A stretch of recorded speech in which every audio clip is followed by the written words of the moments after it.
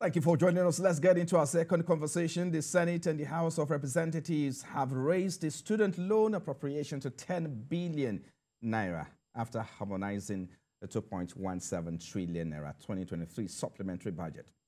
Both chambers decided to drop the controversial presidential yachts, for which 5 billion naira was budgeted, and transfer the same to the student loan item before passage.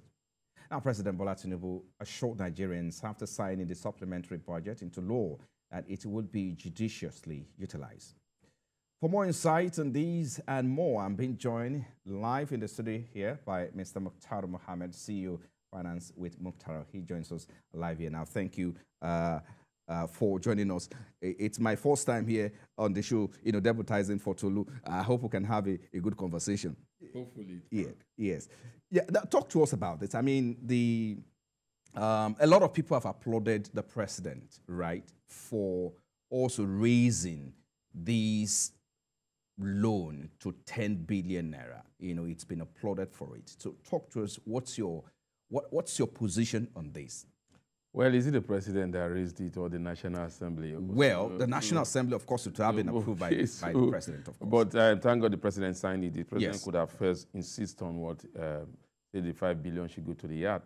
But I think it's a good development, even if I am not so excited about the 2.1 trillion, because it's all about expenditure. But again, the only positive expenditure is that student loan. But I'm also skeptical about the student loan in terms of how you're going to manage this loan. What are the modalities? From the modality they released before now, it will definitely may be difficult for a lot of households. You must have, I think, about 500,000 threshold. Your parents must have about 500,000.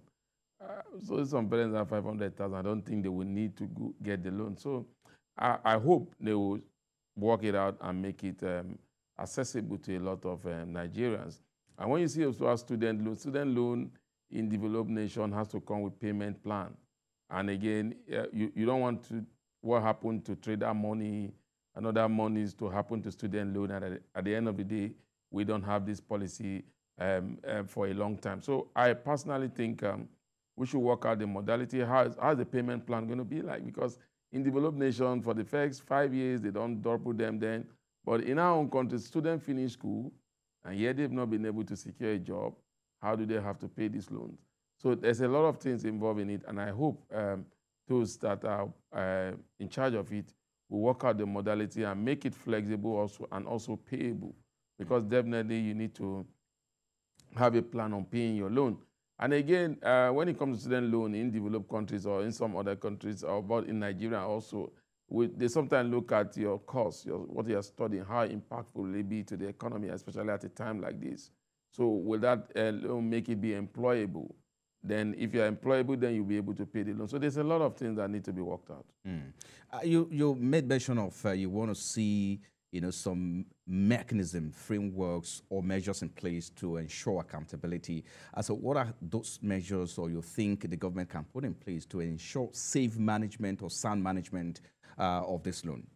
I think number one, they need to look at making it digital, because when it comes digital, then we'll begin to see who and who get it. I don't need to know you before I have the loan.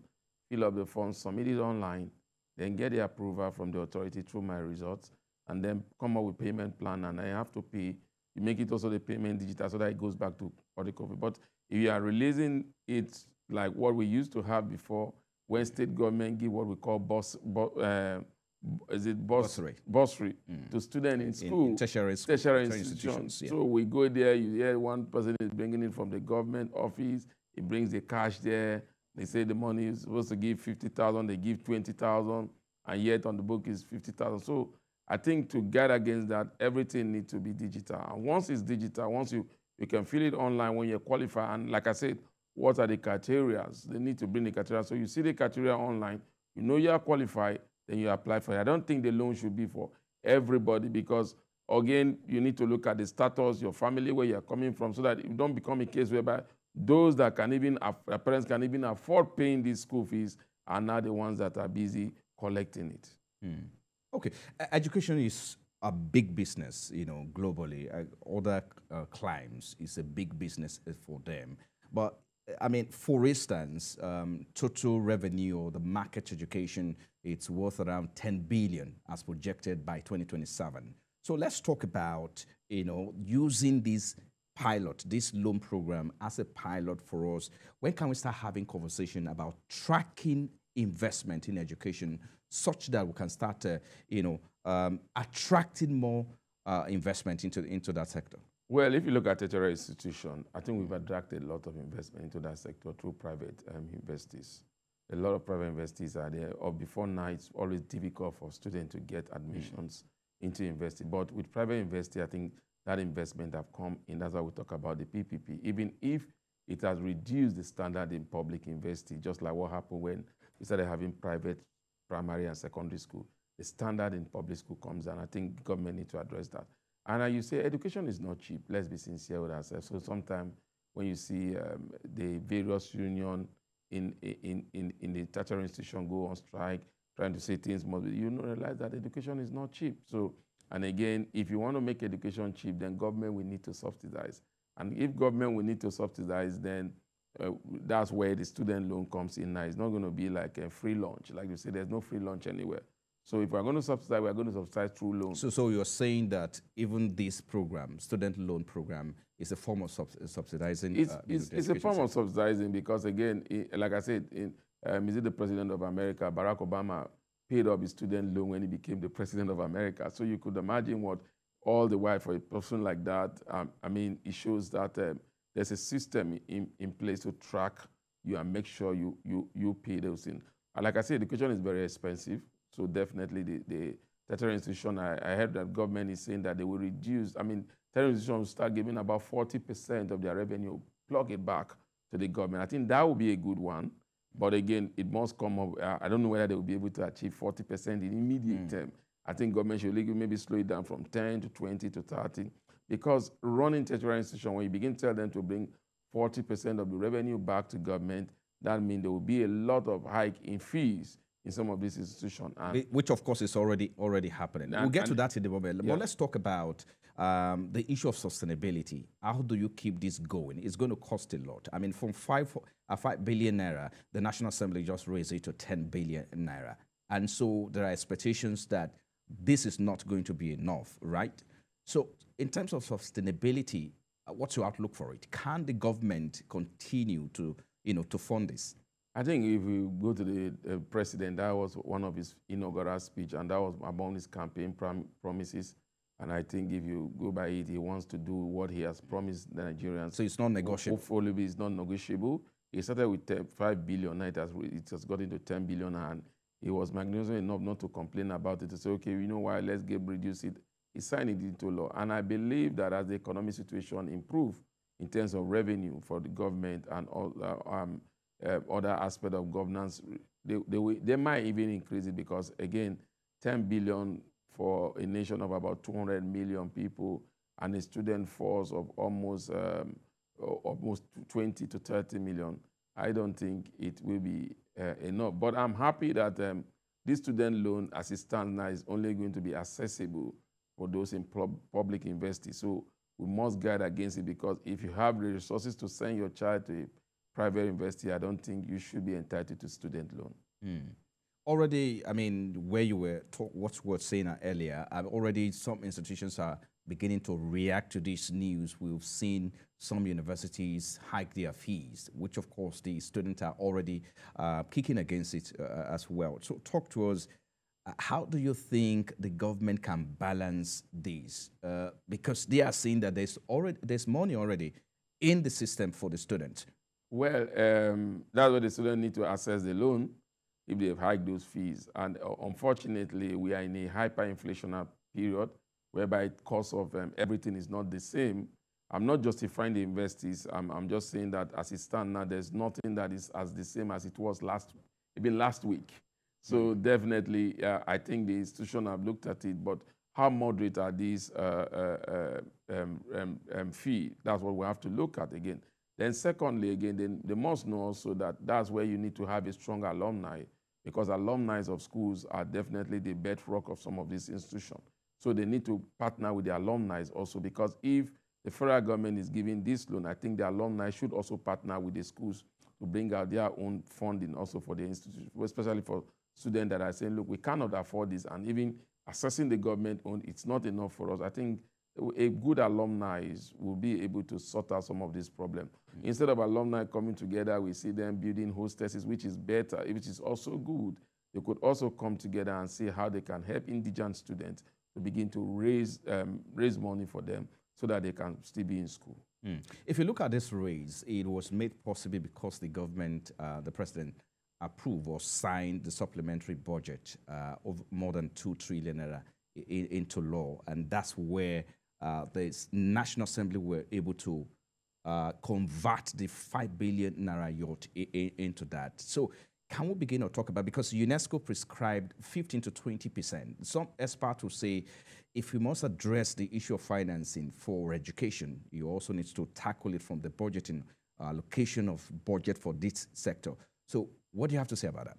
Well, when it comes to budget allocation to the educational sector, it has been very poor. It's not the inception of this administration. All other administrations have not seen education as a bedrock to economic development yet. And I think hopefully this current administration will see it with the implementation of student loan. Maybe that's a pointer that they are beginning to look at education, especially public education.